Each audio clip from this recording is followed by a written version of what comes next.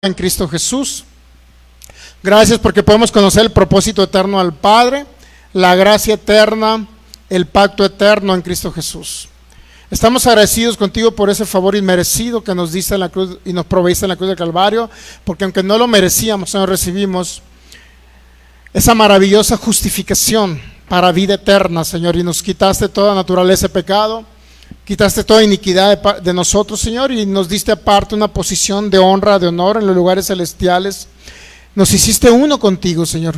Por eso en esta mañana venimos a contribuir con ese propósito eterno, que es la predicación de Jesucristo en esta tierra, la impartición de Cristo, la impartición de vida, la formación de Cristo en cada uno de nosotros. Renovamos el entendimiento con tu palabra, Señor, reconociendo que nos has dado una identidad de hijos, pero somos unos hijos amados de parte de ti, Señor Jesús.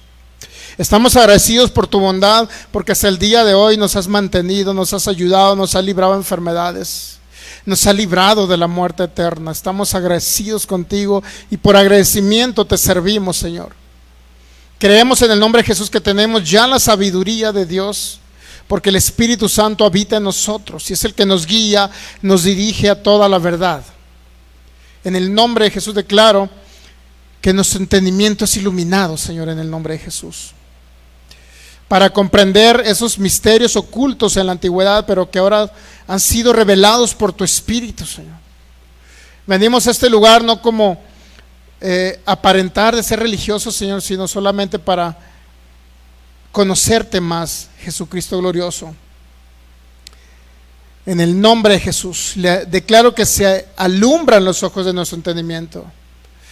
En el nombre de Jesús, que el entendimiento es rejuvenecido, Señor. Que el entendimiento es renovado en el nombre de Jesús. Declaramos que tenemos la mente de Cristo, 1 Corintios 2:16. Pensamos y hablamos y actuamos como Cristo porque somos tu cuerpo glorioso, porque tenemos tu naturaleza, porque estamos unidos a ti, precioso Jesús. Gracias por todas las cosas que ya se nos han sido dadas por tu divino poder. Gracias por la fe depositada en nosotros. Gracias por el evangelio de la gracia, Señor, que nos ha traído libertad para poder manifestar todo lo que ya se nos proveyó por gracia, y ahora entender que lo tenemos y que ya no tenemos que hacer obras para poder manifestar esa gloriosa bendición que ya la tenemos en Cristo Jesús y que se nos fue dada en los lugares celestiales donde tú entraste como precursor, pero al regresar tú a habitar en cada creyente, la depositaste en cada uno de nosotros en el nombre de Jesús. Espíritu Santo, seas tú el que nos guíe, nos dirige, el que nos enseñe en esta mañana en el nombre de Jesús. Todo el honor y la gloria sean para ti, precioso Rey. Amén. Muy bien, pues entonces bienvenidos. Estamos ya transmitiendo de nuestra página que es Fe y Poder Guadalajara. Estamos transmitiendo directamente desde Jalisco, México. Creo que empezamos a publicar de Palabra, Fe y Gracia Jalisco, no a través de Fe y Poder Guadalajara. Sí, ok, porque no me aparece en Fe y Poder Guadalajara, no me aparece el video. Muy bien, cada persona que nos ve de las distintas ciudades, países de Sudamérica, Centroamérica, de los Estados Unidos, de Norteamérica, no estaba Michelle, para que lo verifiques, de los Estados Unidos, Norteamérica, y cada persona que nos ve de cada estado, ciudad, población de la República Mexicana, también le damos la más cordial bienvenida en esta noche. ¿Me lo verificas? ¿Sí? Ok.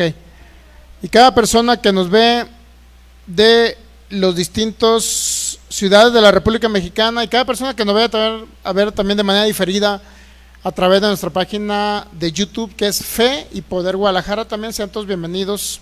Entonces, nuestras páginas son Fe y Poder Guadalajara y Palabra, Fe y Gracia Jalisco de Facebook, donde usted puede disfrutar cada video y cada enseñanza que hemos dado hasta el día de hoy, así como en YouTube de manera diferida. También donde usted puede darle like a la campanita, clic a la manita hacia arriba para que el algoritmo de YouTube también pueda retransmitir y llegar a más personas y liberar y ayudar a más personas que están en la oscuridad. ¿Okay? Esa es la idea principal: libertad a alguien con el evangelio de la gracia, libertad a alguien con el conocimiento pleno de Jesucristo, de este nuevo pacto y maravilloso pacto en el nombre de Jesús. Ok, pues vamos a la palabra del Señor. En lo que se van conectando personas acá, vamos a la palabra Juan capítulo 1, versículo 17. Continuamos con esta gloriosa y maravillosa iluminación de este pacto glorioso en Cristo Jesús. Vamos al libro de Juan, capítulo 1, versículo 17, ese es nuestro texto base. Dice, pues la ley por medio de Moisés fue dada, pero la gracia y la verdad vinieron por medio de Jesucristo. Esa es palabra en el nombre de Jesús.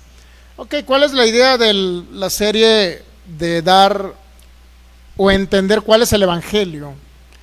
¿Qué significa evangelio? Buenas noticias. ¿Cuál es el evangelio eterno? Cuando la Biblia habla de evangelio eterno, está hablando de un evangelio que no tiene principio y no tiene fin, o por lo menos tuvo un principio y no tiene un fin. En Apocalipsis capítulo, por favor, 14, versículo 6, dice: vi volar por en medio del cielo otro ángel que tenía el evangelio eterno para predicarlo a los moradores de la tierra, a toda nación, tribu, lengua, pueblo. Aunque muchos creen que como evangelio eterno se cree que es el nuevo pacto que hizo Cristo o Dios con los judíos, muchos creen que ese es el evangelio eterno porque hizo Cristo, Dios más bien en Cristo Jesús hizo un nuevo pacto. Un nuevo pacto para los judíos, pero que para los gentiles, los que nunca estuvimos bajo la ley, para nosotros literal es un pacto eterno, porque nosotros fuimos predestinados desde antes de la fundación del mundo para ser el cuerpo, la iglesia de Jesucristo. Inclusive si usted va a Romanos capítulo 8 va a encontrar que usted no surgió como parte de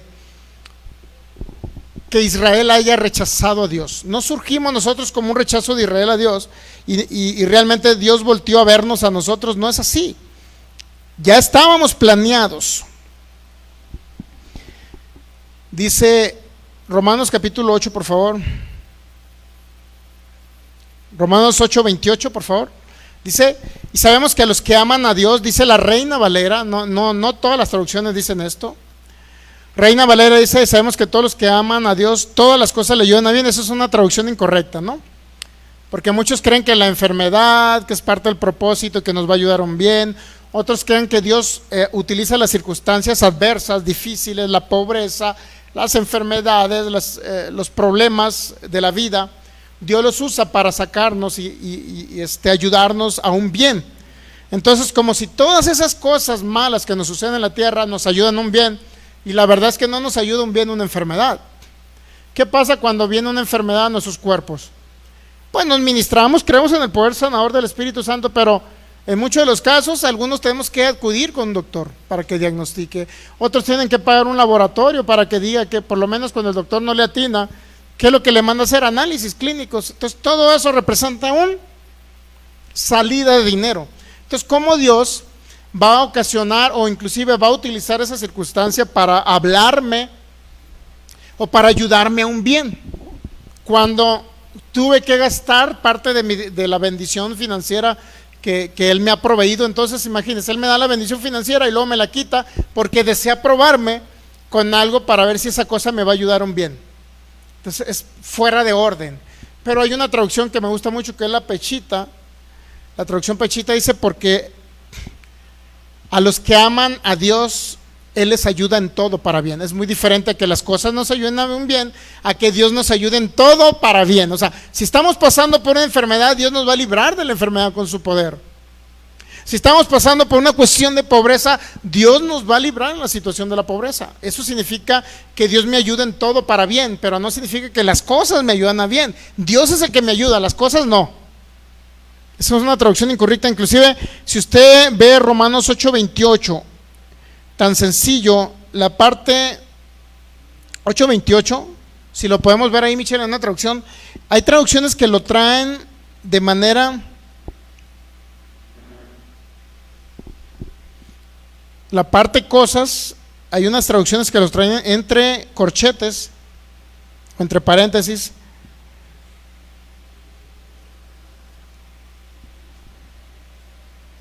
Hay una Biblia, por ejemplo, que dice Las cosas nunca nos van a ayudar a un bien, el que nos va a ayudar a un bien siempre va a ser Dios, aunque estemos pasando por circunstancias difíciles. ¿No tienes la Biblia, Pechita, ahí, Michelle, por favor, para que nos la leas? Dios nunca va a disponer todas las cosas en el sentido de cosas malas para que ayudarnos a un bien. Dios dispone las cosas buenas para ayudarnos, pero nunca las cosas malas, ¿ok? Por favor, Michelle. Si los ve usted en un interlineal, si usted puede ir a un interlineal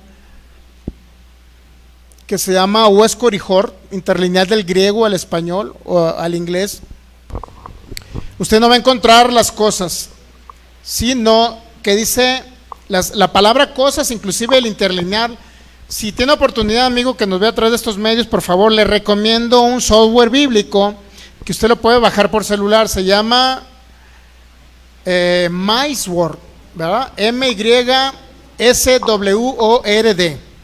MySword, o si lo quiere bajar en su computadora, se llama eSword. E-SWORD. Se llama eSword o MySword. Cada vez que usted busque la palabra cosas una vez que baje ese software, trae pues entre 40 traducciones bíblicas y vienen algunas traducciones del Nuevo Testamento del griego al español, y en eso viene uno que se llama Huesco Orijor, Tischendorf y Nestle Aland. Son 3 diccionarios, 3 traducciones del griego al español con referencia de números del diccionario Strong, ¿ok? Entonces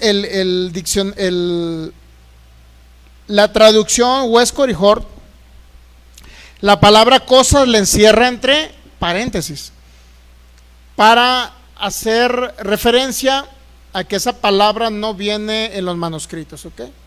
Entonces realmente es como una añadidura para dar a comprender los copistas acerca de lo que estaba hablando el texto, pero el texto no está hablando de cosas, sino está hablando de que Dios nos ayuda.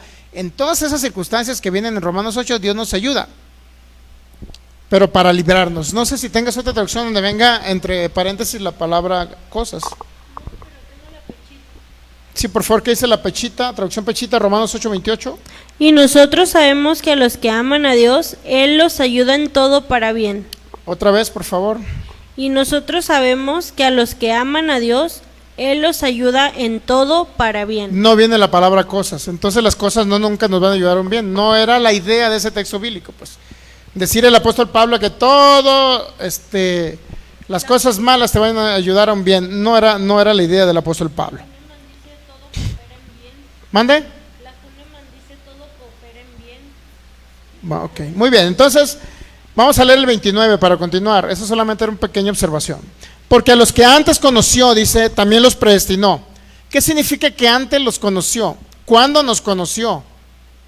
Nos predestinó para que fuésemos hechos conforme a la imagen de su Hijo. O sea, ya estábamos en el plan, el proyecto de Dios, el propósito de Dios, y esa es la buena noticia, ese es el evangelio eterno, que ya estábamos nosotros predestinados para ser hechos conforme a la imagen de Cristo, conforme a la imagen de su Hijo. Entonces dice, antes nos conoció en el mundo de los espíritus, ya lo conocía Dios a usted, y luego predestinó. ¿Cuándo nos predestinó? Desde antes, para que fuésemos hechos conforme a la imagen de su Hijo, es decir, Cristo, para que Él sea el primero de entre muchos hermanos. Y a los que predestinó, a esos también llamó, y a los que llamó, a esos también justificó. Entonces, ¿de qué estaba hablando que nos había predestinado? De que era para justificarnos. Él nos había llamado, pero desde antes. Y a los que justificó, dice, a esos también le dio gloria, glorificó. Entonces, nosotros como Iglesia de Jesucristo, como parte del cuerpo de Cristo, ya estábamos en ese proyecto, en ese plan eterno, mi hermano, ya estábamos. No surgimos a raíz de que Israel rechazó a Dios. Israel rechazó sus leyes, Israel se portó mal, Israel fue un rebelde en el desierto. Entonces, como Israel no quiso a Dios, entonces Dios dice, pues voy a elegir ahora por un pueblo gentil, por otros pueblos de otras naciones. ¿Ok? Entonces nunca fue el plan siempre fuimos nosotros, para que ya estábamos predestinados para ser conforme a la imagen de Cristo Jesús. ¿Ok? En ese sentido nos da una seguridad. ¿Ok? Entonces por eso estamos viendo cuál es el evangelio eterno, pero también cuál es el pacto que nos aplica. ¿En qué pacto estamos? Hemos visto varios pactos, desde el pacto edénico, adánico, el pacto de Noé, el pacto con Abraham, el pacto de Moisés, el pacto que es el pacto de la ley, el pacto de David. Así, esos pactos transitorios fueron pactos solamente temporales para darles a entender de que iba a venir un cordero a manifestarse, a redimirnos y a librarnos de lo que por nuestras buenas obras no podíamos ser liberados. Y no nada más eso, sino Dios crear su propia familia, venir a habitar en familia, venir a habitar en el corazón de cada creyente. Ese siempre fue el plan. La ley de Moisés solamente fue algo temporal que se nos dio con la finalidad de mostrar a Jesucristo. ¿Qué aspectos vimos de la ley? Uno es que la ley reflejaba el carácter de la perfección de Dios. Entonces, la misma ley, como el ser humano era imperfecto porque era muerto espiritual, y aún siendo vivo espiritual falló en Adán. El ser humano pecó en Adán. Aún no siendo muerto espiritual, el hombre pecó. Entonces, el plan y el proyecto de Dios era precisamente eso. Él ya sabía que Adán iba a pecar. Y la idea de Dios es hacernos perfectos, no por lo que hacemos, no por nuestras buenas obras, sino hacernos perfectos porque Él habita en nosotros. Era la perfección de Dios y que ya había planeado. Usted siempre va a fallar, todos vamos a fallar. Una u otra manera vamos a fallar en esta tierra. ¿Estamos entendiendo? Estamos en un proceso de la renovación del entendimiento y de la transformación del alma. Pero mientras tanto vamos a fallar. Unos van a fallar menos, otros van a fallar más. Lo bueno sería que todos fuéramos al parejo, ¿no? Que todos fuéramos en el mismo nivel de entendimiento y de la renovación, para que no todos falláramos, o por lo menos falláramos menos. ¿Ok?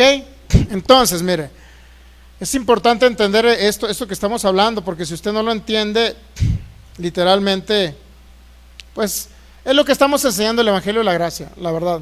Por eso, nuevamente yo les digo, eso es lo que nos va a proveer todas las cosas, el Evangelio. ¿Por qué? Porque el Evangelio se basa en Cristo nada más, en lo que Cristo pagó por nosotros en la cruz del Calvario, la identidad gloriosa de hijos de Dios que nos ha proveído y la herencia que también nos ha dejado, porque dice que somos herederos de Dios y coherederos con Cristo. Todo lo que le corresponde al Hijo, a Cristo el heredero, nos corresponde como coherederos a nosotros. Entonces necesitamos nosotros que esta mente nada más sea renovada para que entienda lo que ya tenemos. Como yo hablé el viernes acerca de la fe, en la carta de Santiago, estamos haciendo referencia que a la fe no se le tiene que añadir obras, porque si usted quiere hacer obras, entonces ¿de qué sirve lo que Cristo, de la obra de Cristo en la cruz? ¿De qué sirvió? La fe solamente cree que ya tiene aquello que se le proveyó por gracia. Eso es la fe.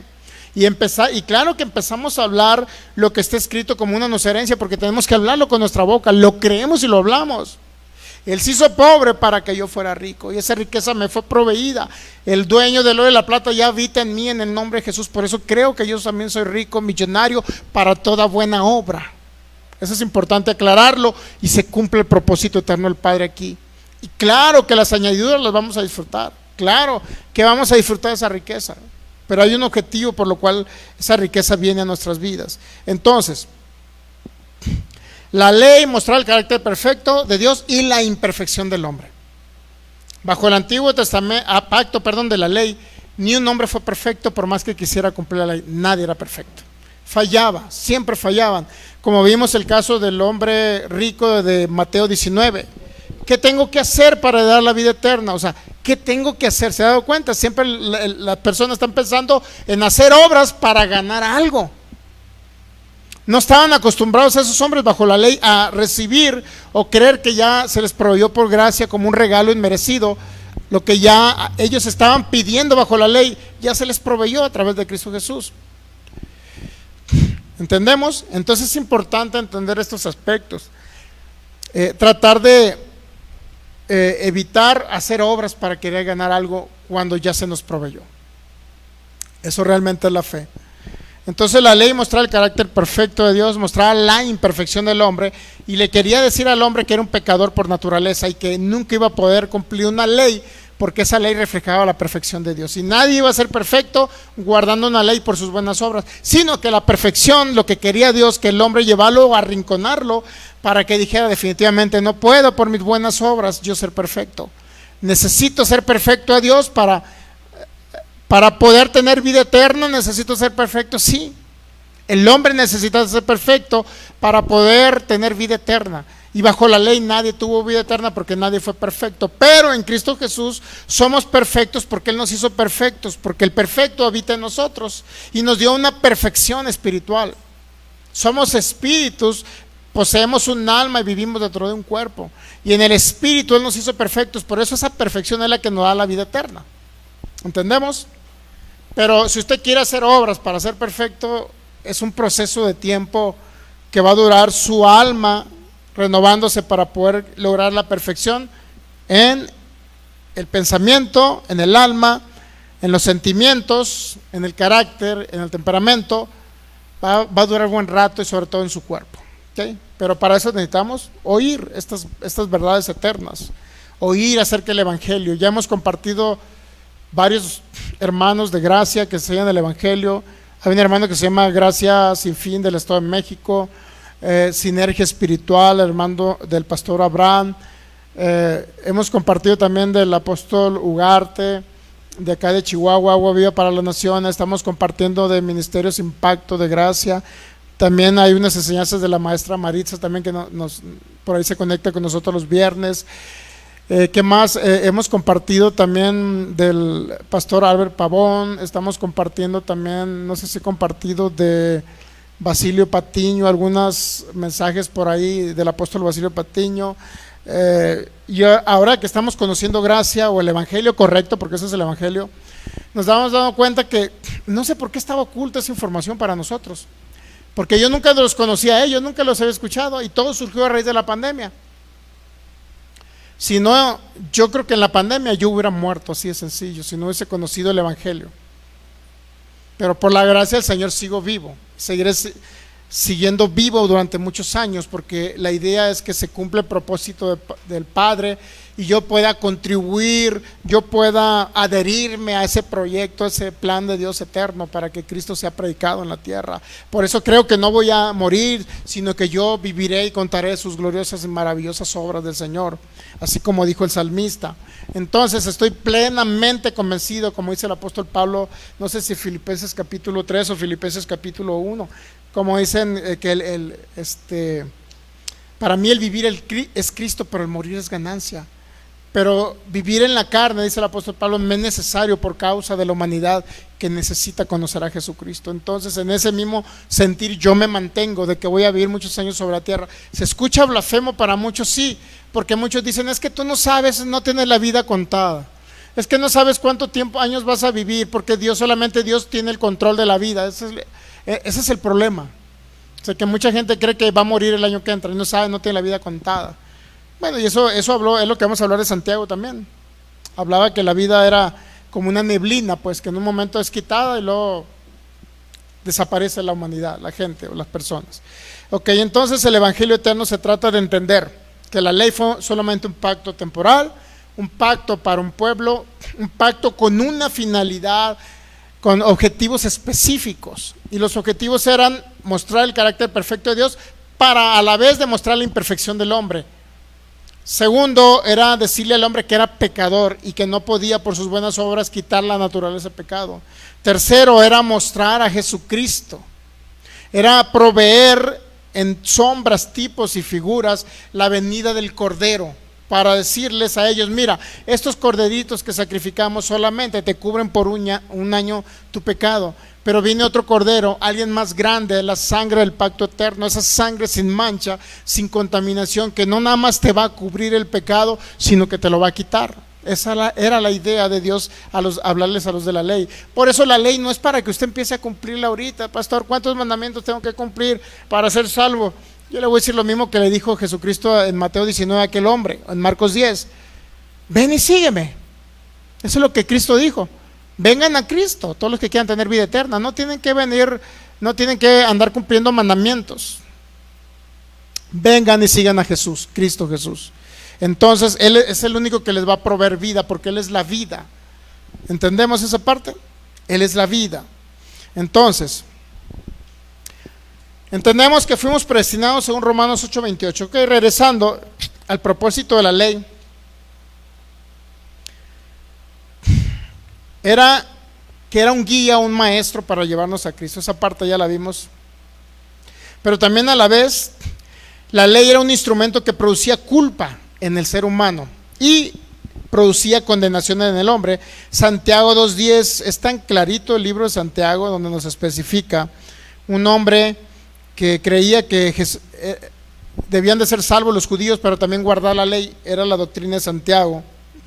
Para eso los viernes usted tiene la oportunidad, amigo, que nos vea a través de estos medios, de conectarse todos los viernes para que entienda la carta de Santiago en su contexto. Santiago 2:10, porque cualquiera que guardare toda la ley. Vamos a leer desde el 9, por favor. Pero si hacen acepción de personas, ¿sabe qué significa hacer acepción de personas? Darle preferencia a unos más que otros, excluir a unos que otros. Eso es hacer acepción de personas. Al pobre relegarlo y al rico mantenerlo. Así hay en muchas congregaciones cristianas. A los pobres los relegan y a los ricos siempre hay compadrazgo hasta con el pastor. ¿Me entiende? Pero por eso el Señor lo quiere hacer rico usted. De antemano, ya lo hizo rico en la cruz, pero quiere manifestar esa riqueza en ustedes. Es lo que quiere el Señor, para que todos estemos en igualdad de condiciones, para que no haya pobres ni ricos, sino que todos tengamos en todas las cosas. Esa es la idea principal de parte del Señor, y es la idea que inició con la iglesia primitiva, los primeros discípulos de Jesús, judíos convertidos, de que no hubiera ni una necesidad y todos tuviéramos igualdad de condiciones. Esa es la idea de Dios, que usted no sufra en la tierra, pero sí necesita usted también emplear esa fe que le fue depositada. No podemos dejar la fe pasiva. ¿Okay? Cualquiera que guardare, pero si haces una excepción de personas, dice Santiago, cometen ustedes pecado y quedan convictos por la ley como transgresores. Esa parte que quedan convictos por la ley como transgresores, hay otras traducciones donde nos dicen, para que lo entienda usted un poquito mejor, por favor. Dice Santiago 2:9, Biblia palabra de Dios para todos. Pero si ustedes están pecando al discriminar a los demás, son culpables de violar la ley, de acuerdo al contexto de Santiago, porque Santiago obviamente le estaba hablando a los hermanos judíos convertidos a Cristo, porque ellos sí estaban obligados a guardar la ley en ese tiempo, no ahora. Entonces dice, si ustedes hacen acepción de personas, discriminan a los demás, son culpables de violar la ley, están transgrediendo la ley. Pero cuando leemos las cartas del apóstol Pablo, dice que ya no tenemos que guardar la ley, porque ya no estamos bajo la ley, sino bajo la gracia. Entonces, si usted hace acepción de personas, ¿qué dice? Son culpables de violar la ley. ¿Algún día usted ha hecho acepción de personas, sinceramente? ¿O son muy santos con aureola de que siempre, nunca han hecho excepción de personas?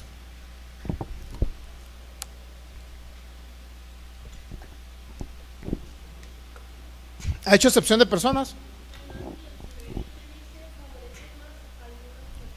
¿Me lo lees, por favor? Otra traducción, Michelle. Michelle nos va a leer otra traducción, por favor. Nueva traducción viviente.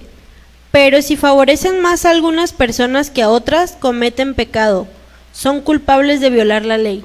Si favorecen más a unas que a otras, usted es culpable de guardar la ley. Bueno, en el contexto de Santiago, no aplica a los gentiles, no aplica a nosotros, ¿ya? Por eso es muy importante entender la carta de Santiago en su contexto. Por eso la estamos dando los viernes. Llevamos creo que ya 20 servicios, algo así, que usted puede conectarse a mi internet para que disfrute ese entendimiento, porque es un entendimiento que regularmente combinan Santiago con Pablo y es imposible poder tener la gracia completa, ¿no? Entonces, si usted discrimina, si usted es un favoritista para uno para otro, dice, si usted realmente está bajo la ley, si usted cree que está bajo la ley, entonces quedará convicto, quedará acusado, quedará penalizado y quedará condenado bajo la ley. ¿Se da cuenta que la ley traía condena al hombre? Si usted pecaba, traía condena. Es más, por ahí en el Levítico, las personas que cometían adulterio morían lapidados, muertos, literal. Pero peor, cuando Cristo les dice, no se trata que cometas el acto físico, se trata que solo lo pienses, que solo lo medites. Imagínense, pónganse a pensar, todos fueran muertos bajo la ley. Entonces usted dice realmente, ¿quiero vivir bajo la ley o bajo la gracia? Tiene que definirse como hijo de Dios. Yo vivo bajo la gracia me aplica a mí, no tengo nada que ver con la ley no me aplica, no la cumplo, no la guardo, fue abolida, cumplió su propósito de traerme y mostrarme a Cristo. Y una vez que nos muestra, porque muchos creen, mire, hoy estaba leyendo a un hermano bautista, muy reconocido bautista, y ellos enseñan una gracia, dice un hermano que le llaman una justificación por señorío, así le llama él. Señorío significa literalmente que usted tiene que hacer algo para ganarse lo que ya se le proveyó. O sea que no nada más es gracia sola, sino es una fe que debe llevar obras para poder recibir lo que ya se le dio por gracia. Entonces, donde usted tiene que básicamente hacer algo para poder conservar su salvación o la seguridad de su salvación. Entonces, mire,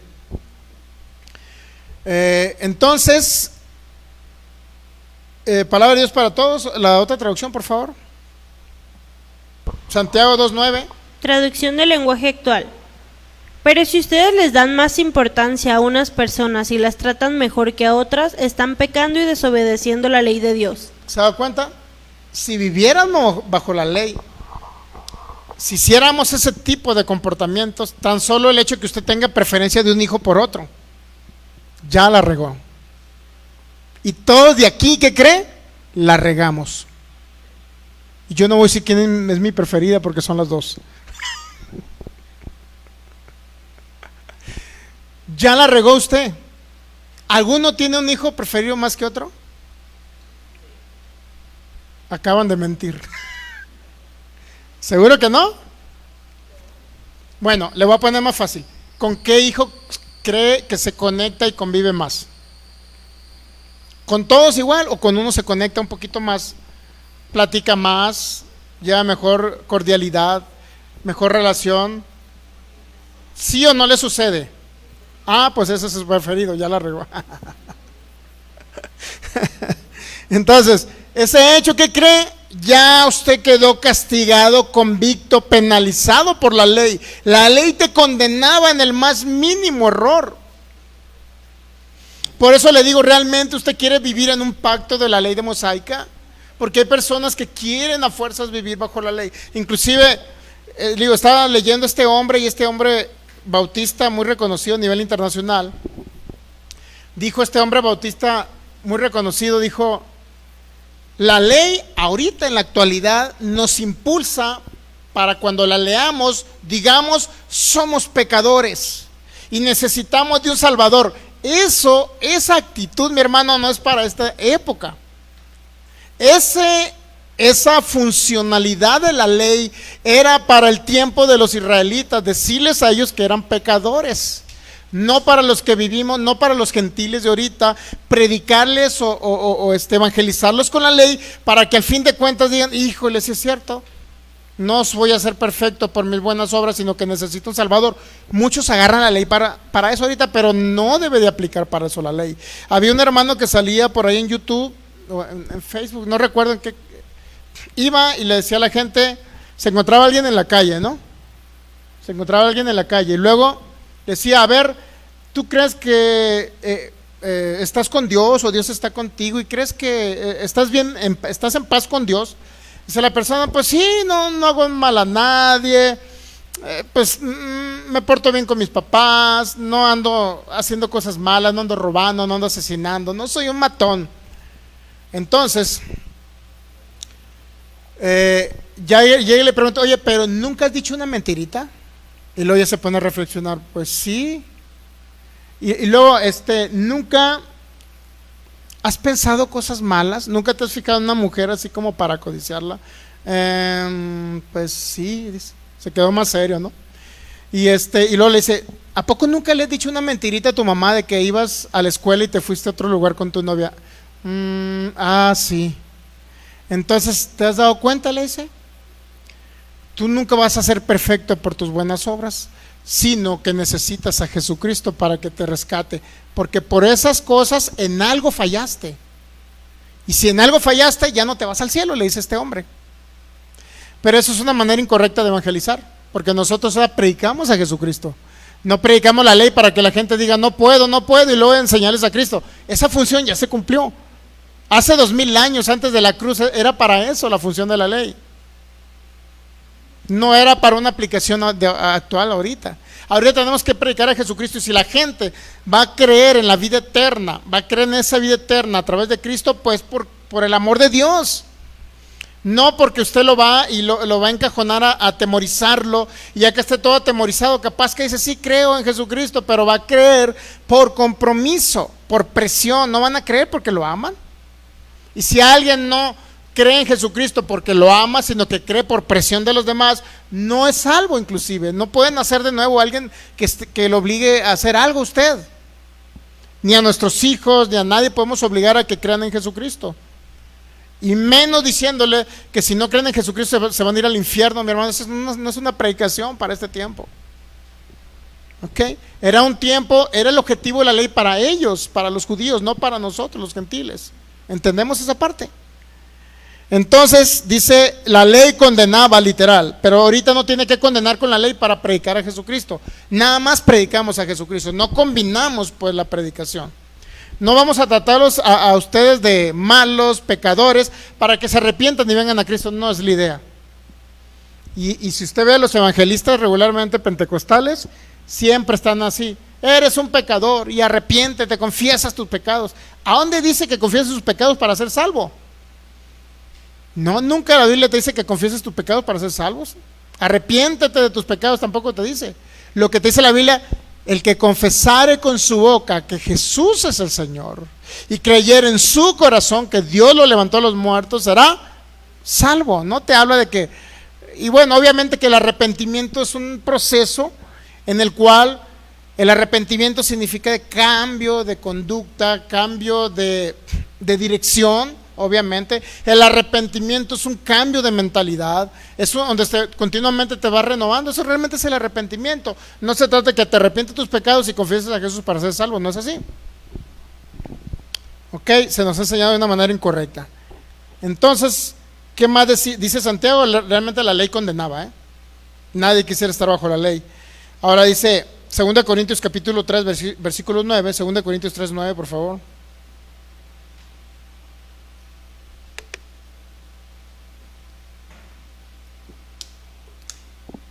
¿Listos?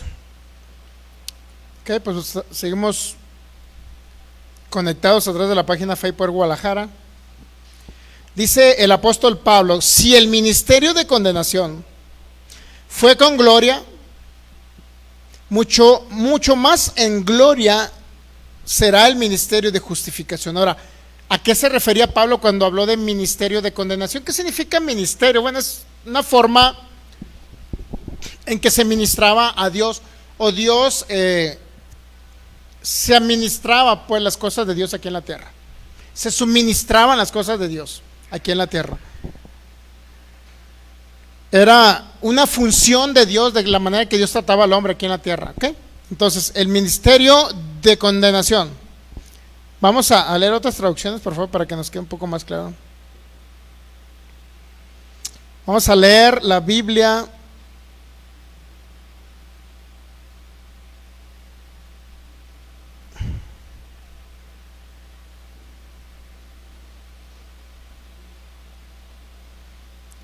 Dice la Biblia, palabra de Dios para todos: pues si tiene gloria aquello que lleva a la condena de los pecadores, ¿cuánto más gloria tendrá lo que hace que los pecadores puedan ser aprobados ante Dios?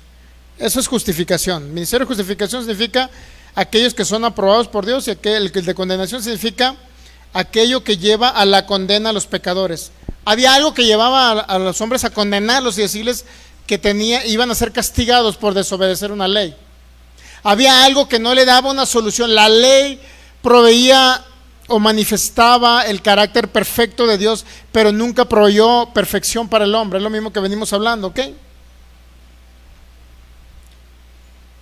Entonces, el ministerio de condenación y el ministerio de justificación. ¿Cuál es el ministerio donde queremos estar? ¿Cuál es el ministerio que nos corresponde como creyentes en Jesús? Realmente, ¿qué es lo que nos corresponde como hijos de Dios? ¿Vivir bajo el ministerio de condenación?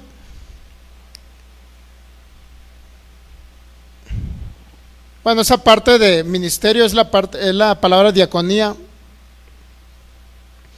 que literalmente se traduce como servicio, el quehacer, el socorro, el ministerio, o la administración o distribución. O sea, la manera en que Dios ministraba al pueblo de Israel, pues, a la humanidad de aquella época que era el pueblo de Israel. Obviamente que no ministraba a los gentiles o paganos. Era la administración o la distribución de la manera en que Dios operaba aquí en la tierra para con los hombres, es decir, Israel. Entonces hay un ministerio de condenación y hay un ministerio de justificación. ¿Ok? Ministerio de condenación y ministerio de justificación. Lo dice más adelante, por favor, vamos a seguir leyendo.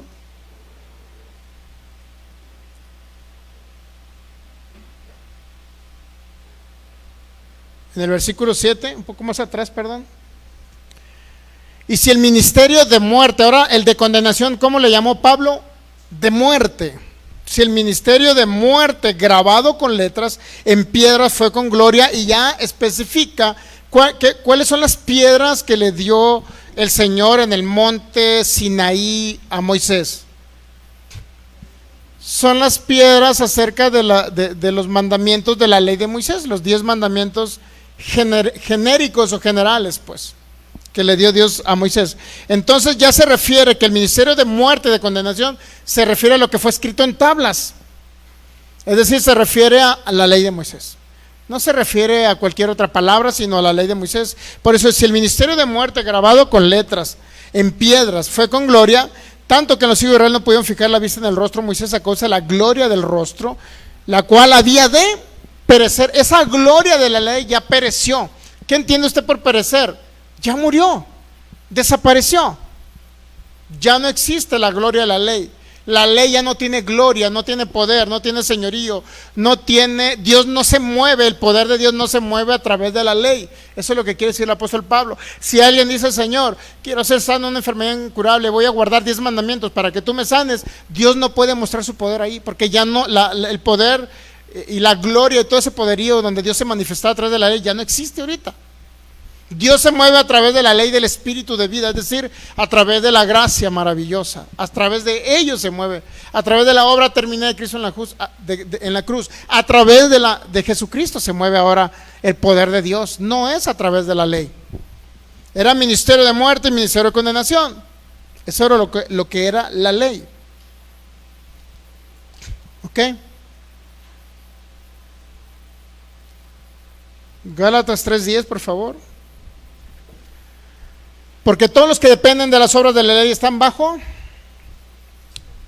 dice Santiago, aquel que ofende en un solo punto la ley de las 613 leyes, literalmente queda condenado bajo la ley, queda convicto, se hace culpable de toda la ley.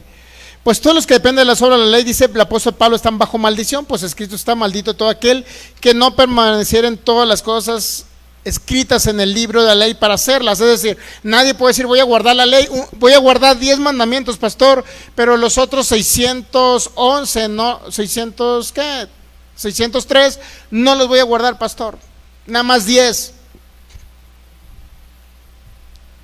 Dice Santiago: maldito es aquel que no permanezca en hacer todas las cosas de la ley, es decir, en cumplir los 613 mandamientos. Si alguien quiere ahorita adoptar la ley como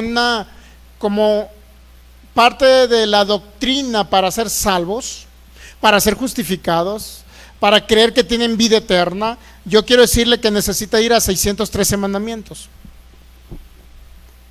Si no, y ofende en un solo punto, se hace transgresor de todos. Y por eso dice Pablo, óyeme, ¿quieres guardar la ley? Guárdalos todos, y si no los guardas todos, no guardes nada. Y si vas a guardar uno y no vas a guardarlo, vas a guardar 10, si no vas a guardarlos, mejor no los guardes porque estás bajo maldición. Es lo que está diciendo el apóstol Pablo. Por eso más adelante en el Gálatas 3:13 dice, Cristo nos redimió de la maldición de la ley. Entonces, ¿para qué te metes en maldición cuando Cristo ya te redimió de la maldición? Es lo que está diciendo Pablo. ¿Qué necesidad hay de meterse en maldición cuando ya estás en Cristo Jesús y te libró de la maldición de la ley? Es impresionante. ¿Qué es lo que la ley de Moisés no podía hacer? No podía justificar o declarar sin culpa al ser humano. Gálatas 2:16, por favor.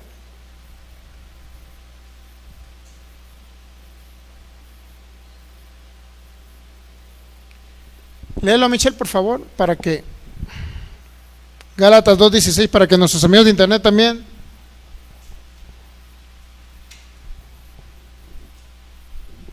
Les conste, para los legalistas, para los que creen que tienen que hacer obras y obras para añadirle obras a la fe y obtener algo de parte de Dios, leamos Gálatas 2:16, por favor. Sabiendo que el hombre no es justificado por las obras de la ley, sino por la fe de Jesucristo. Nosotros también hemos creído en Jesucristo para ser justificados por la fe de Cristo y no por las obras de la ley, por cuanto por las obras de la ley nadie será justificado. Nadie se ha declarado inocente. Todos están condenados bajo la ley. Era el objetivo de la ley, condenar a todos, para que todos dijeran, los israelitas, sabes que definitivamente no podemos. Siempre, por más que nos queramos portar bien, hacer obras, guardar mandamientos, siempre vamos a fallar en uno. Como lo dijo Santiago se los dijo. Y si fallamos en uno, la ley misma me dice, es que no, definitivamente no puedes ser bueno ni tener la perfección y el carácter de Dios. No puedes ser como Dios. Y si no eres como Dios, no puedes entrar a la vida eterna bajo la ley. ¿Y ahora qué cree? El Dios Altísimo habita en nosotros. Por eso tenemos vida eterna. Entonces las personas que quieren guardar la ley, yo no entiendo esas actitudes. Digo, el día de ayer estaba con unos hermanos católicos y mis respetos para ellos, la verdad. Los respeto mucho. Bueno, ahí lo descubriendo 3 cosillas ahí, ¿no? Ellos nos llaman la iglesia apóstata a nosotros. Apóstata es aquel que se aleja de la fe, pues. Es aquel que reniega de la fe. Entonces dice que el apóstol Juan dijo en la primera carta de Juan, capítulo 1, pues dice que ahí todavía dice Juan que somos pecadores y tenemos que reconocer que somos pecadores, porque todos somos pecadores, ni uno es justo. Es lo que dice Juan en la primera carta, capítulo 1, versículo del 7 al 9. Hay que reconocer que hemos pecado, dice Juan. El problema es que si no entendemos el contexto histórico de la carta de Juan, ¿por qué lo dijo Juan? Nunca vamos a comprender por qué Juan lo dijo. Y más adelante, en el capítulo 4 de la primera carta de Juan, dice que está el espíritu del anticristo en operación en ese momento. Y el espíritu del anticristo es aquel que no reconoce que Jesús vino en carne. Y luego dice Juan, eran de nosotros. Salieron de nosotros, pero no, perdón, al revés. Salieron de nosotros, pero no eran de nosotros. Así es que, hermanos protes, ustedes eran de nosotros, salieron de nosotros, se alejaron de la verdad, de la verdadera iglesia. Y yo les dije, hermano, y Lutero fue el que se salió y por eso es un apóstata, porque era de nosotros y se salió de nosotros. Hermano, le digo, la primera de Juan no existía Lutero. Segundo, Juan se refería a los gnósticos. ¿Y qué creían los gnósticos? No creían que Jesús había muerto en una cruz, que se había sacrificado y había derramado su sangre. Eso no creía el grupo gnóstico. Y sí es cierto, pertenecían a la iglesia primitiva, pero no eran de la iglesia primitiva, eran personas que se tergiversaron, se desviaron, hermano. Y así sucesivamente empecé a conversar con ellos de una buena manera, ¿no? Conversar con ellos, porque a ellos hay que hablarles con Biblia, para que ya que les demuestres con Biblia y los cierres y no tengan nada que decir. Entonces dicen, bueno, si es cierto, pues estaba errado, ¿no? Y uno de ellos ya no le siguió, pues reconoció que sí es cierto, que cuando se refería a la apostasía Juan, y dijo que habían salido nosotros, pero no eran de nosotros, no se refería a nosotros los protes. Ya me suena como a esa, ¿cómo se llaman ¿cómo se llaman las que ponen cuando alguien se quiebra una pata? Prótesis, ¿no? Algo así me sonaba, ¿no? Entonces, y le dije, no está hablando de los protes, está hablando de los gnósticos, le dije. Entonces me da risa, porque de repente cada quien, mire, por eso es importante, usted sea como los de Berea, Hechos 17. ¿Qué hacían los de Berea, mi hermano? Rectificaban, verificaban, eran tan nobles los de Berea, judíos, eran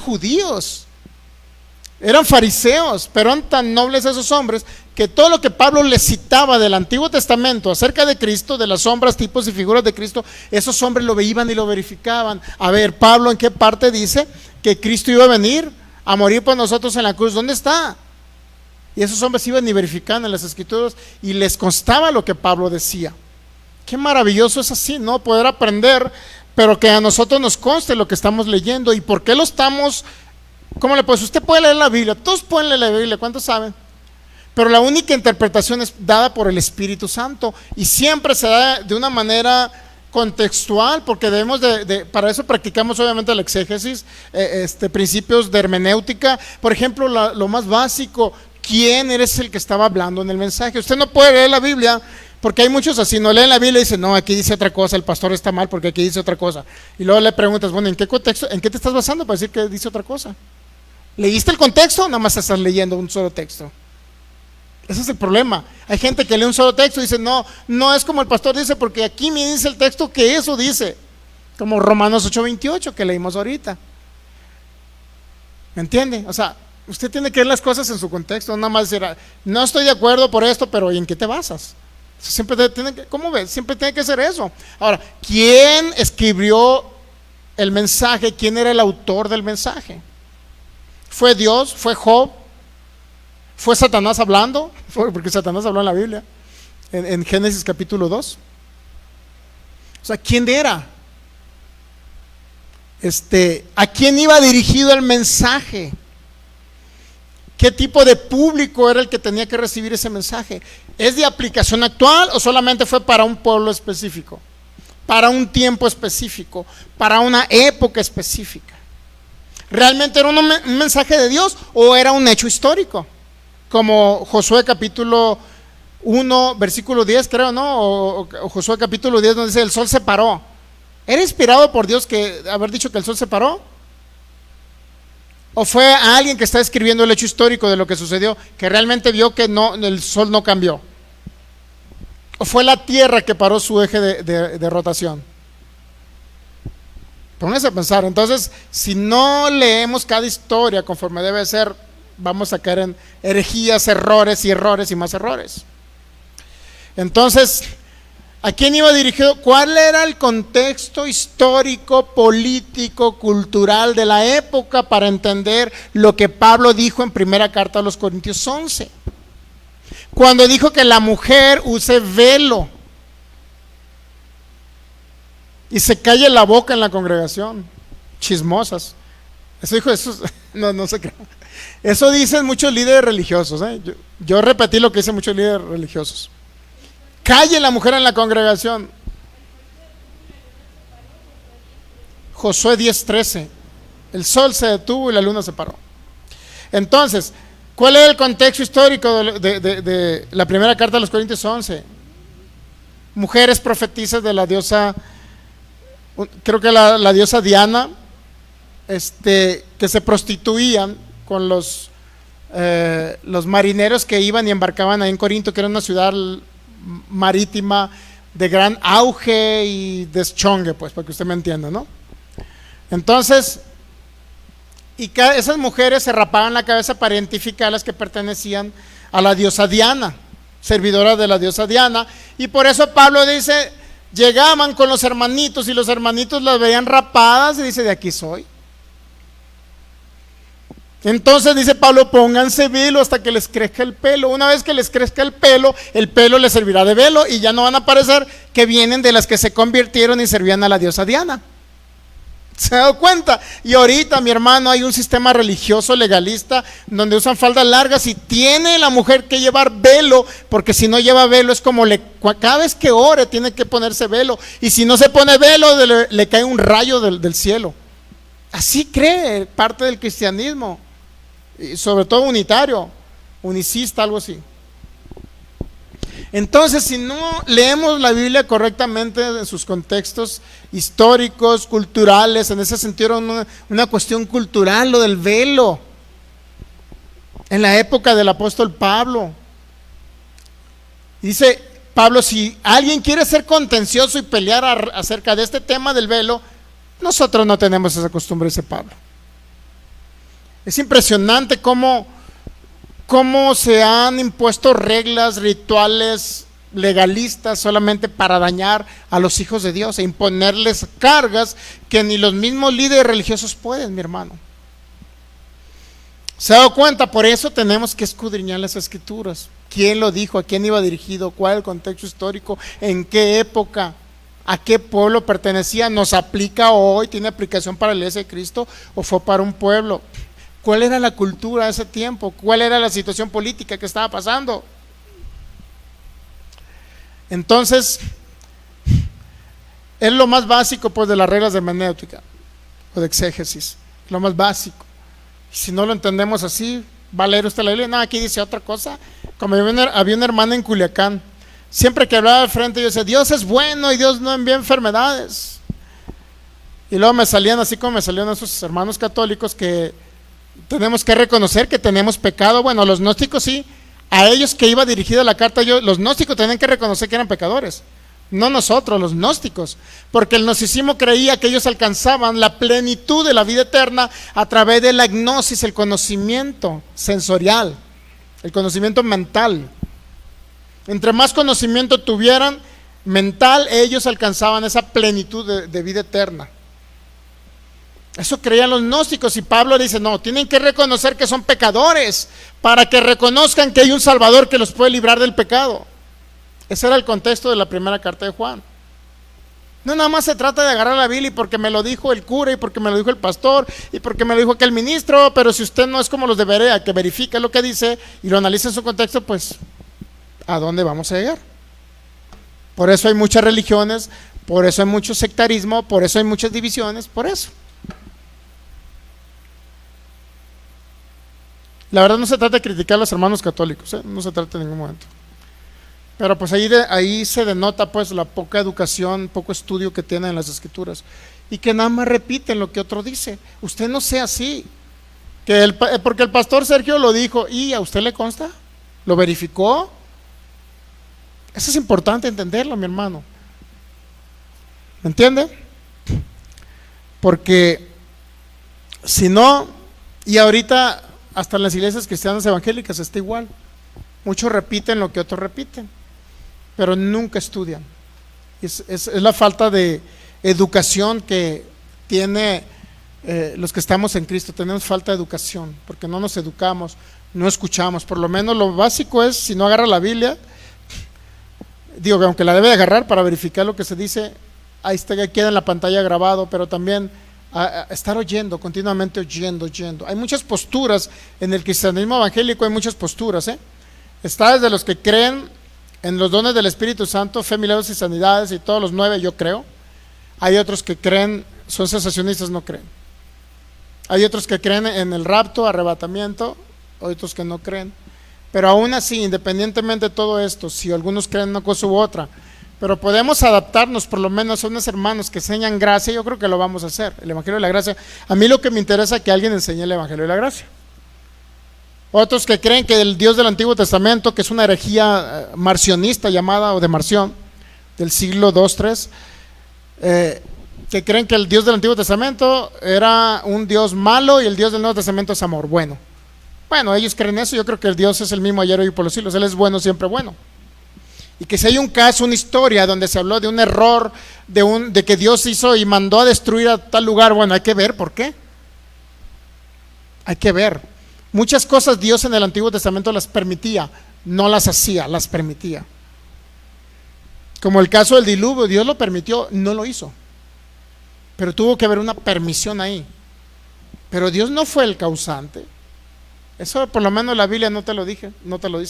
Y eso está en las series que tenemos, en las series de Conociendo al Dios Soberano, ahí que tenemos por YouTube.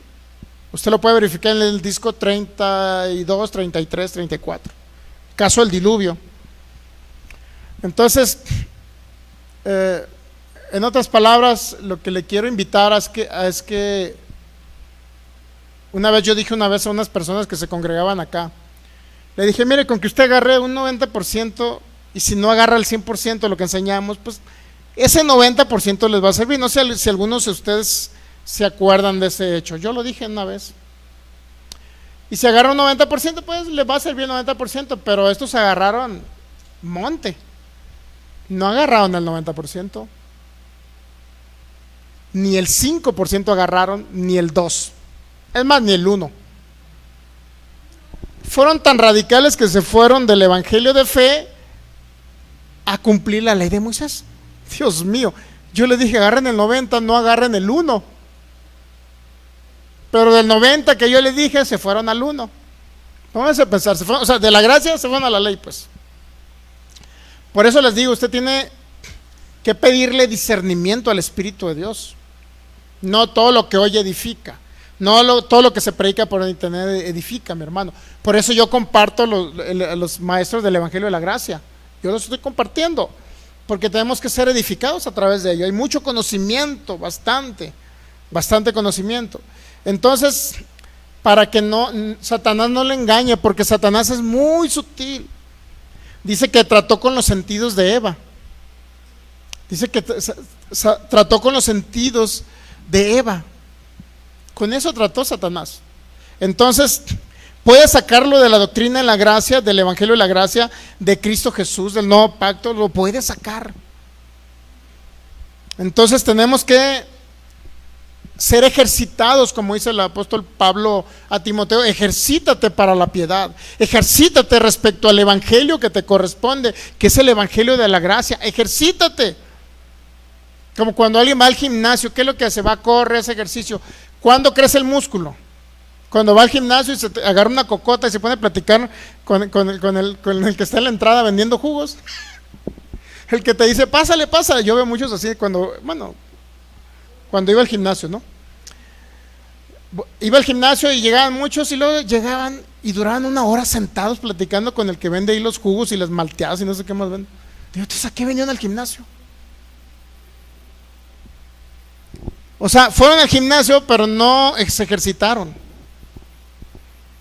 Entonces, ahora en Cristo Jesús, dice Pablo, ejercítate para la piedad, ejercítense para la piedad. O sea, ese ejercicio significa que estén oyendo continuamente el evangelio eterno, el evangelio de Cristo, el evangelio de la gracia. Continuamente, eso es ejercitarse, ¿no?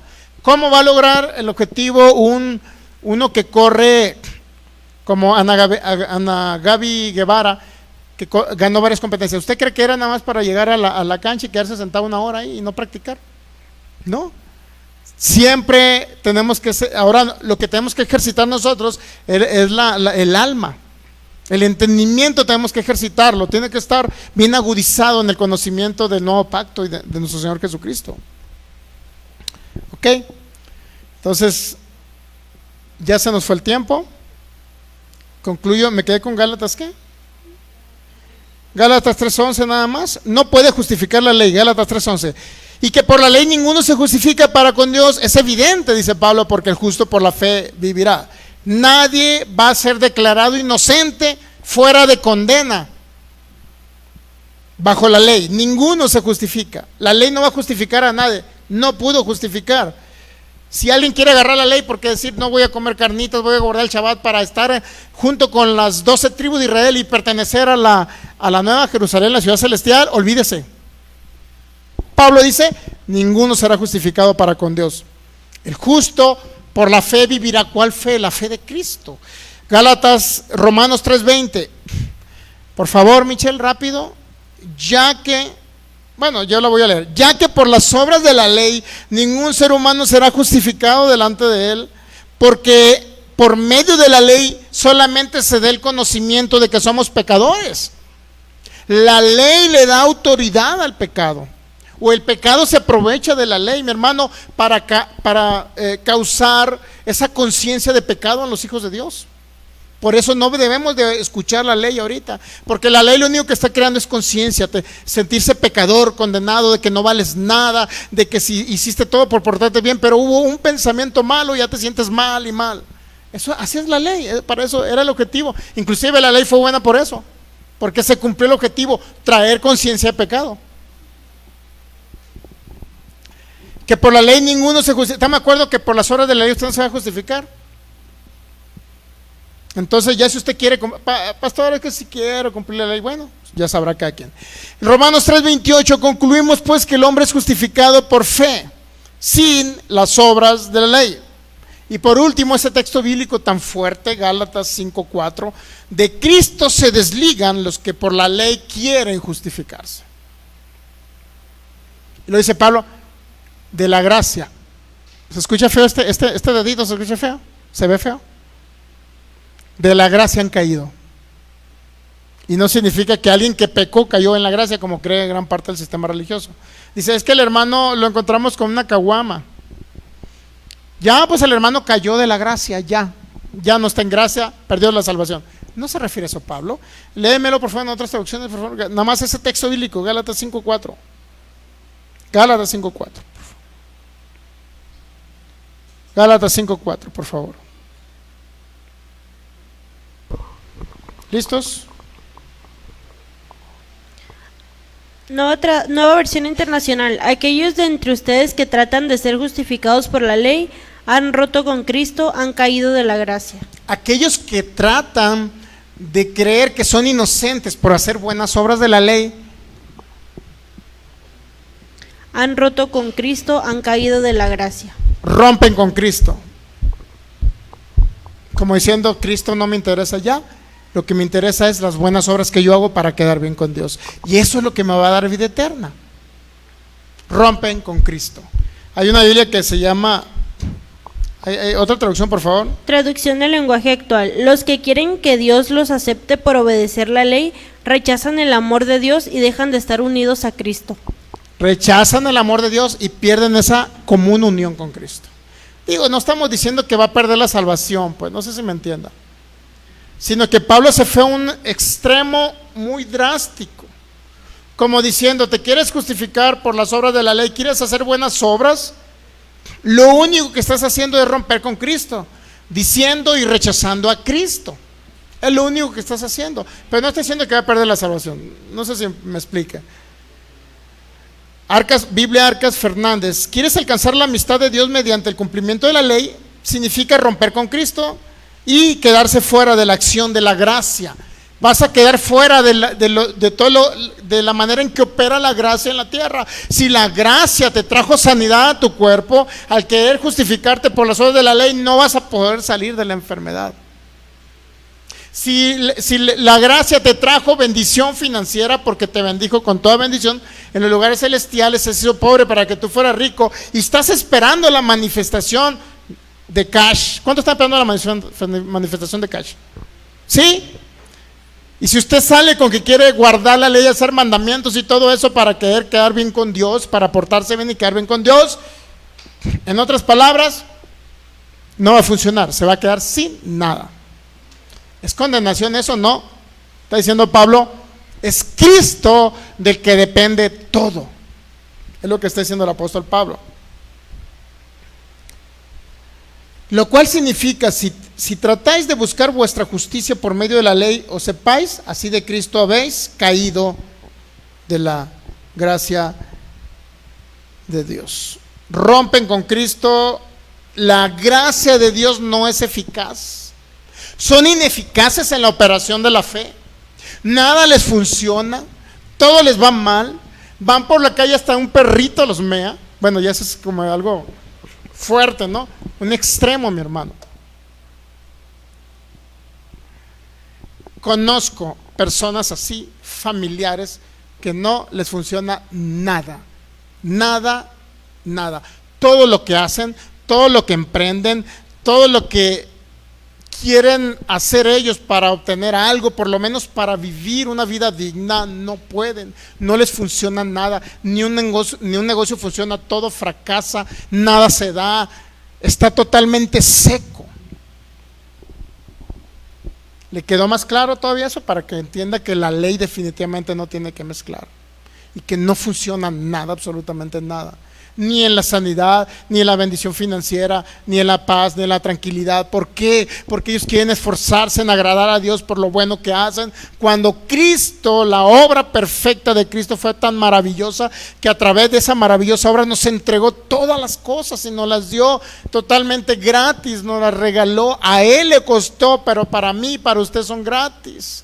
Ya se las proveyó, ya las tiene, tómenlas, no quiera empezar a hacer obras para poder que se manifieste lo que ya se le dio. No tiene que hacer obras, solamente creer que ya lo tiene. Nada funciona bajo la ley, mi hermano. Nada funciona, todo está seco, porque la ley fue buena, tuvo su objetivo, se cumplió el objetivo. El fin de la ley era Cristo.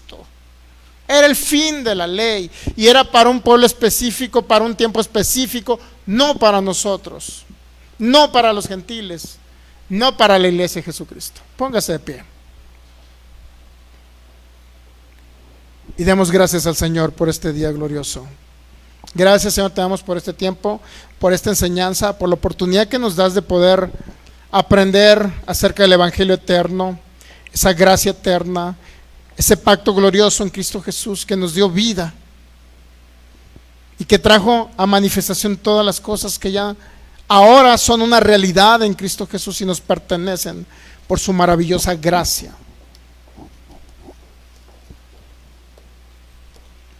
Te damos gracias, Señor, porque iluminas el entendimiento para no tener que hacer obras, para poder merecer algo que ya tú nos diste. Realmente no hay ni un mérito en nosotros. Todo el mérito, todo el reconocimiento son para ti, porque tú nos las proveíste. Y ahora solo creemos que fueron depositadas en el interno, porque tú habitas en nuestro interno, estamos unidos a ti, y ya son nuestras todas las cosas que pertenecen a esa gloriosa vida que se nos ha sido proveída e impartida. Eres tú, Cristo Jesús, el que produce en y a través de nosotros el querer así como el hacer. Eres tú el que produce que salgan palabras de vida. Eres tú el que produce todas las cosas aquí en la tierra. Por eso somos árboles de justicia, plantados junto a corrientes de agua. Damos nuestro fruto a nuestro tiempo y nuestra hoja no cae. Y todo lo que hacemos prospera. No hay ninguna pérdida en nosotros. Somos tu cuerpo glorioso, que manifestamos ese poder que ya se nos fue dada, la bendición que eres tú, Cristo glorioso. Somos sanos por tus llagas, somos ya enriquecidos para toda buena obra. No nos hace falta nada, en ti estamos completos, porque todas las consecuencias de la naturaleza de pecado ya se nos fueron quitadas. Porque somos justos, porque somos herederos y coherederos contigo, Cristo glorioso. Gracias, porque todo es posible si lo podemos creer. Renovamos este entendimiento, transformamos esta alma para conformarla conforme a la imagen de Cristo. Y seas tú manifestándote a través de nosotros, Señor. Seas tú expresándote a través de cada uno de nosotros. Por eso tú le hablabas, maravilloso Rey, a las tempestades y obedecían. Tú hablabas a las enfermedades y huían. Tú hablabas a las circunstancias y cambiaban. Así nosotros, cuando tú te expresas a través de nosotros, podemos hablar esas palabras de autoridad y vida para que la vida se manifieste en cada área de nuestras vidas, Señor. En la sanidad, larga vida, bienes y riquezas. En el maravilloso entendimiento de que somos justos. Gracias, precioso Rey. Primera carta a los Corintios 11. Si usted es de las personas que va a celebrar o va a tomar la cena con nosotros, puede tomarse su pedacito de pan cocido, su pedacito de galleta, y puede celebrar con nosotros este acontecimiento de fe, porque es un acto de fe, es una reacción a la obra de Cristo Jesús en la cruz. Dice Pablo, primera carta a los Corintios 11:23, porque yo recibí del Señor lo que también nos he enseñado, que el Señor Jesús, la noche que fue entregado, tomó pan y habiendo dado gracias, lo partió y dijo: esto, tomad y comed, porque esto es mi cuerpo que por ustedes es partido. Hagan esto en memoria de mí. Cierre sus ojos y hágalo ahora, y ve a Cristo en la cruz totalmente molido, golpeado, traspasado, sufriendo con dolores indescriptibles, soportando su cuerpo.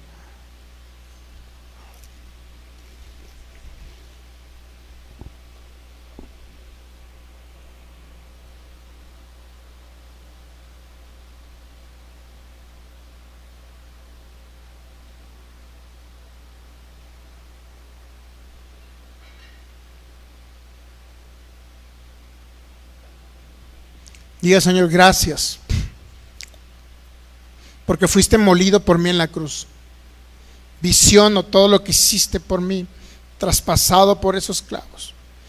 Pero por esas heridas yo ya he sido sanado, y la sanidad me pertenece porque fue depositada. Y esa vida de Cristo que me habita en el interno es expresada para mi cuerpo, en el nombre de Jesús. Y el poder del Espíritu Santo restaura órganos, cada sistema de mi cuerpo, cada tendón, ligamento, cada hueso, cobran vida en el nombre de Jesús. Soy sano por tus heridas. Asimismo tomó también la copa, dice Pablo, después de haber cenado, diciendo: esta copa es el nuevo pacto. Y repítalo, eso sí hay que repetirlo varias veces: esta copa es el nuevo pacto. ¿Qué más queremos entender para saber que hay una sangre preciosa que se derramó y que ya no estamos en un antiguo pacto de la ley, sino esta copa es el nuevo pacto? Dijo Cristo: en mi sangre. Hagan esto todas las veces que la bebieres, y dice: en memoria de mí. Ahora puede ver a Cristo en la cruz derramando hasta la última gota de sangre. Esa sangre la derramó el Cordero para quitar toda naturaleza de pecado, para proveerle su vida, para declararlo justo, totalmente perdonado, justo. Lo recreó y lo hizo una nueva creación. Fue por su sangre preciosa que ya no hay ninguna condena para los que están en Cristo Jesús.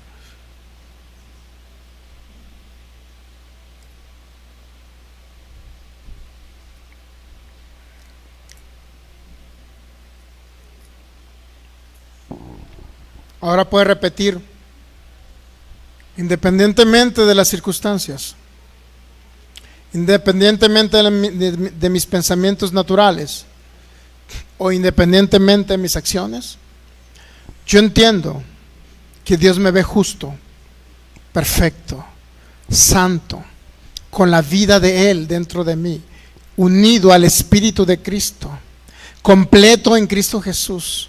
Acepto en el amado. Creo que Él me posicionó, porque precisamente me ve justo, me posicionó juntamente con Cristo en los lugares de honra y de honor, en los lugares celestiales juntamente con Él. Y ahora ya no soy pecador, ni pecador salvo por gracia.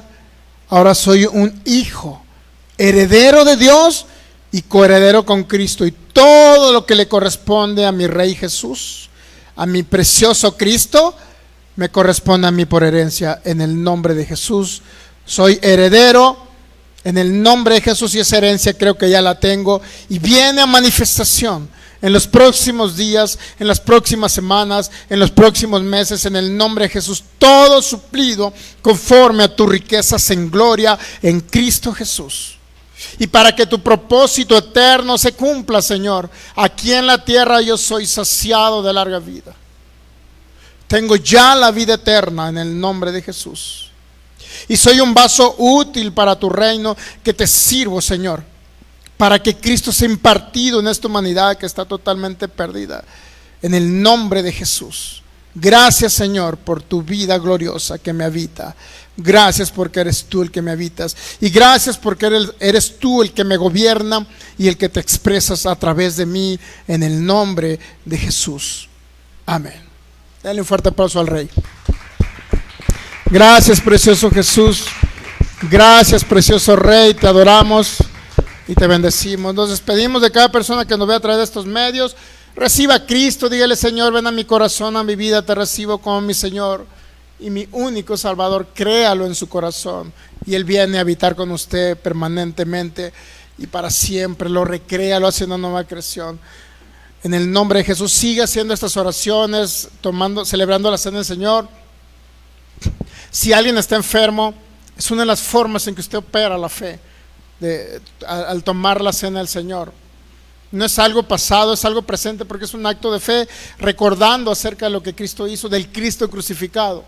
Pero también entiende que hay un Cristo resucitado y un Cristo impartido en cada uno de vosotros. Entonces, importantísimo para que usted salga de problemas de enfermedades, celebrar la cena del Señor. Nos despedimos de cada persona, declaramos que la gracia y la paz de nuestro Señor Jesucristo está en cada uno de ustedes. Hermana Patricia, hermana Rosalba, y cada persona que a lo mejor no podemos ver sus comentarios porque estamos en otro grupo, en otro Face, donde a veces veo los comentarios y no pude enviarles saludos. Pues a cada uno de vosotros, agradecidos con el Señor, agradecidos con ustedes porque igual se conectan, y más agradecidos también porque si fue de edificación para su vida, comparta esa enseñanza. Si cree que va a ayudar a alguien, hágalo, porque creo que a alguien vamos a sacar del mundo de tinieblas. Recuerden, en Cristo Jesús usted ya es bendecido, y ahora solo manifieste lo que ya habita en su interno, manifieste lo que se le fue dado por gracia en el nombre de Jesús.